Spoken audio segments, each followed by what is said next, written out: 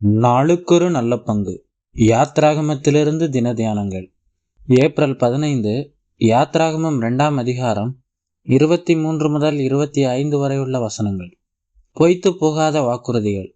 தேவன் அவர்கள் பெருமூச்சை கேட்டு தாம் ஆபிரகாமோடும் ஈசாக்கோடும் யாக்கோபோடும் செய்த உடன்படிக்கையை நினைவு கூர்ந்தார். வசனம் 24. காலங்கள் கடந்தன. எபிரேயர்களை கொடுமைக்குள்ளாக்கிய அரசன் இறந்தான். ஒருவேளை புதிய அரசன் தங்களை மென்மையாக நடத்தலாம் என்று இவர்கள் நம்பியிருக்கலாம். ஆனாலும் இவர்களுடைய துன்பத்திற்கு முடிவில்லை. புதிய பார்வோனும் இவர்களை துன்பப்படுத்துவதே பிரதானமாக தெரிந்து கொண்டான். தேவனால் தெரிந்து கொள்ளப்பட்ட மக்கள் உலகத்திலிருந்து நமக்கு நன்மை உண்டாகும் என்ற பொய்யான நம்பிக்கையை சார்ந்து கொள்ளாமல் இருப்பதற்கு துன்பத்தை தேவன் தொடர விட்டிருக்கலாம். உலகம் நம்மை பகைக்கவே செய்யும், உபத்திரவத்தை கொடுக்கவே செய்யும். தேவனே ஒரே மீட்பர் என்ற எண்ணத்தை தேவ பிள்ளைகளின் மனதில் ஆழமாக வேரூன்ற செய்வதற்காக இது போன்ற காரியங்களை இன்றைக்கும் அவர் அனுமதிக்கிறார். புயலின் நடுவே பயணிக்கிற நம் வாழ்க்கை படகின் சுக்கான் இன்னும் தேவனுடைய கரத்தில்தான் இருக்கிறது. அவர்கள் புறப்பட வேண்டிய சரியான நேரத்திற்காக காத்திருக்கிறார். தேவன் அவர்கள் பெருமூச்சை கேட்டார், உடன்படிக்கையை நினைவு கூர்ந்தார், இஸ்ரவேல் புத்திரரை கண்ணோக்கினார், அவர்களை நினைத்தருளினார். அவருடைய மக்களால் அவரால் ஒருபோதும் மறக்கப்படுவதில்லை என்பது மிக அழுத்தமாக இங்கே பதிவு செய்யப்பட்டுள்ளது. நாம் பிரச்சனைகளால் மூழ்கடிக்கப்பட்டு கொண்டிருந்தாலும் ஓர் இமைப்பொழுதாயினும் அன்பான கர்த்தரால் நினைக்கப்படாமல் இருக்கவில்லை. எப்பொழுதெல்லாம் தேவன் செயல்படுகிறாரோ அப்பொழுதெல்லாம் சரியான திட்டத்தோடு சரியான நபர்களை கொண்டு சரியான நேரத்தில் செயல்படுகிறார்.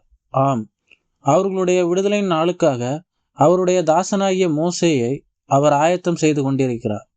தேவன் இஸ்ரவேலர்களின் தகுதியையோ அவர்களின் நற்குணங்களையோ பார்த்து இறங்கி வரவில்லை.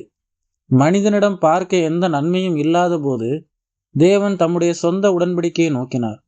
ஆபிரகாமோடும் ஈசாக்கோடும் யாக்கோபோடும் தாம் செய்த உடன்படிக்கையே அவருடைய செயல்பாட்டிற்கு அடிப்படையாக அமைந்தது.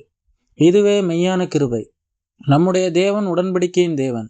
தாம் சொன்ன வாக்கை காப்பாற்றுவதில் உண்மையுள்ளவர். ஆதியாகமம் 15ஆம் அதிகாரத்தில் வாசிக்கிறது போல தேவன் ஆபிரகாமிடத்தில், உன் தலைமுறையினர் 400 ஆண்டுகள் அந்நிய தேசத்தில் அகதிகள் போல் வாழ்ந்து துன்பப்படுவார்கள் என்றும் பின்பு அடிமைப்படுத்துகிற நாட்டை நான் நியாயம் தீர்த்து உங்களை அங்கிருந்து அழைத்து வருவேன் என்று சொல்லி இருந்தார். 400 ஆண்டுகள் முடியும் வரைக்கும் அவர் பொறுமையாய் காத்திருந்தார். அவர் பொய் சொல்லாத இறைவன். ஆபிரகாமையும் ஈசாக்கையும் யாக்கோபையும் மக்கள் மறந்து போகலாம். ஆனால் தேவன் அவர்களோடு பேசினதையும் வாக்குரைத்ததையும் அவர் ஒரு நாளும் மறைக்க மாட்டார்.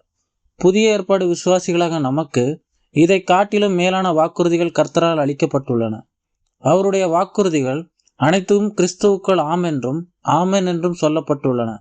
ஆகவே பொய்யுரையாத தேவன் மேல் நம்முடைய கண்கள் எப்பொழுதும் பதித்துக் கொள்வோம். நமக்கு வேதனைகள் பெருகலாம், துன்பங்கள் தொடரலாம். ஆயினும் இவற்றிற்கு பின்னாக கிருபையுள்ள தேவன் செயல்பட்டு கொண்டிருக்கிறார். நமக்கு எது சிறப்பானதோ, நமக்கு எது நன்மை உண்டாக்குமோ அவற்றை ஆயத்தம் செய்து கொண்டிருக்கிறார். பிதாவே, நீர் எப்பொழுதும் எங்கள் மீது நினைவாய் இருக்கிறீர் என்பதற்காக நன்றி கூறுகிறோம்.